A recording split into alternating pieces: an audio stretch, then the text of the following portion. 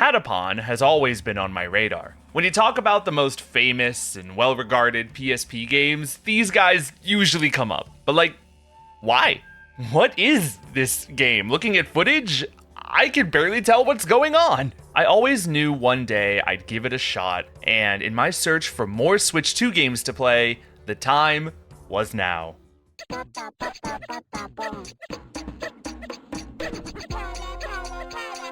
Patapon 1 and Patapon 2 both got HD remasters for Switch, and this was the perfect time to check them out. I didn't have long to play that night, so I just turned on Patapon 1, ready for whatever the game had in store for me. But no, dear viewer, I was not ready.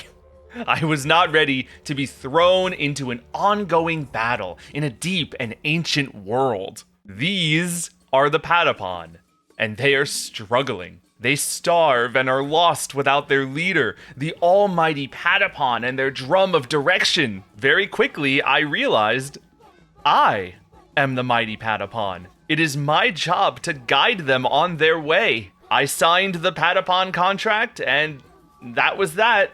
These are my children now.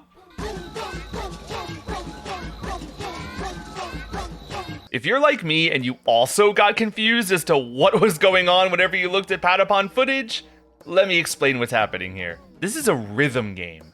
The Patapons sing, and you, the mighty Patapon, drum their beat back to them. You take turns listening and playing the 4-beat rhythm. Y, A, Y, A, Patapon.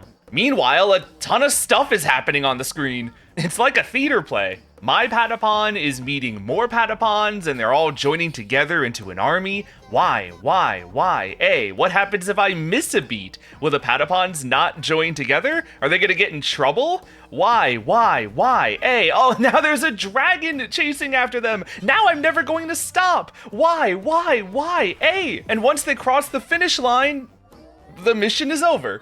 Gameplay-wise, not much happened, really, but emotionally, I feel enthralled.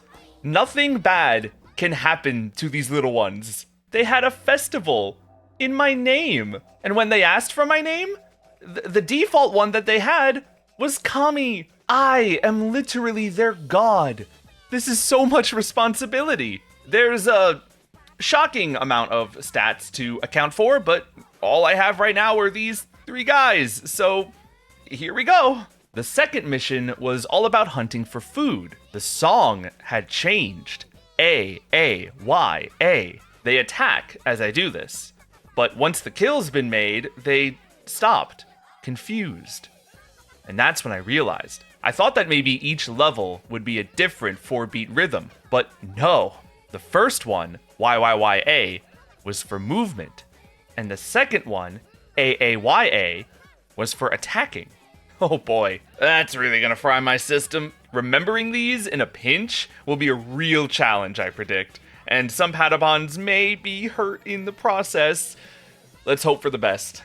The third mission has enemy Patapons with red eyes, the Zigatons. For the first time, my Patapons were taking damage, and I had to put a stop to it. A great warrior named Patapon appeared, and he tore the enemies to shreds. Nothing could stop him until he died at the end, leaving me with only his memory. These simple creatures will do anything for their quest, to see the almighty it, whatever that means. I learned through this experience that with careful resource gathering, I could revive the essence of these warriors using their memories and add them to my squadron. Now I have these 2 little guys whose weapon matches those of the great Patapon. Mission 4 was an all-out war. The Zigatons were everywhere, and they would continue to attack me regardless of if I got my inputs right. Timing out when it's best to attack and when it's best to advance forward is the name of the game here. Move too early, and you'll be attacked without being able to fight back. Attack too early, and the enemies might not be in range yet.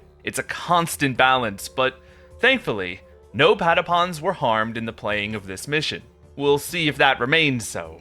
I'm getting pretty used to the inputs by now. Switching between moving and attacking no longer feels as intimidating. I'm sure once the new song is introduced though, it'll be panic all over again. Not right now though. Now, in Mission 5, we bring the fight to our enemies, destroying their fortresses with the help of another ancient hero. Through his help, we gain the power of reviving the Emotes. Archer Patapons.